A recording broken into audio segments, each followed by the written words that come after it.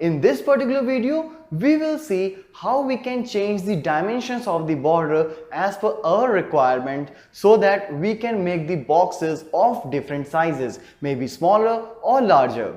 So let's have a practical implementation where we will see about the dimensions using the available CSS options. So as far as the implementation of the dimension is concerned, here we are going to try some dimension of width 400 pixel and height 100 pixel.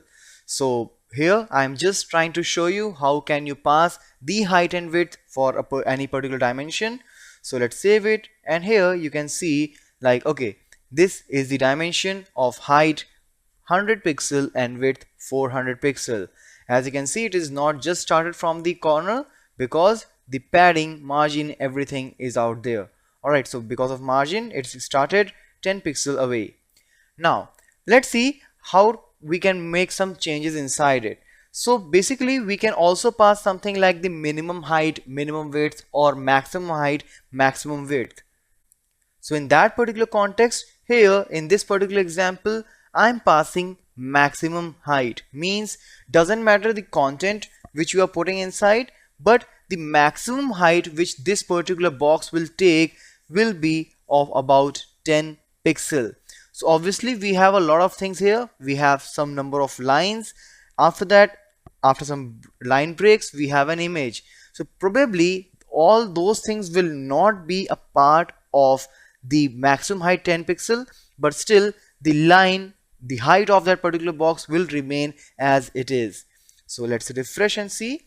So here you can clearly see like this is the 10 pixel height, but still all the content is not inside that. So if you want to restrict in any particular circumstances, you can use the minimum height or maximum height. Similarly, I can do that for minimum height as well. So minimum it will be 10 pixel, but maximum it can take up to the content. Alright, so now you can see the content is here, so the box size got changed.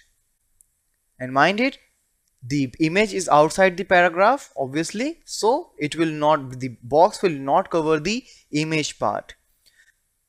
Similarly, let's say minimum height is 100 pixel, and let's remove some of the things inside. Like I will remove a couple of lines, I'll refresh, but even you see the content is less, but as I said, the minimum height is 100 pixel. It will take 100 pixel whether it is required or not. And very similarly, we have the concept for minimum width and maximum width as well. So let's say I'll say maximum width is 400 pixel. I'll just remove this minimum from here. I'll just take the default 100 pixel height. Alright, now if I will put some shorter width, alright, so now maximum width is 40 pixel. The content is not able to adjust inside, but still you can see somehow it managed because maximum width which you can pass here is 40 pixels. Similarly, if you can want, you can pass the minimum width as well. So minimum it's 40, but if content demands more, it can goes up to more. Alright, so these are the various changes which you can make while creating a box with some dimensions for a specific content of your DOM.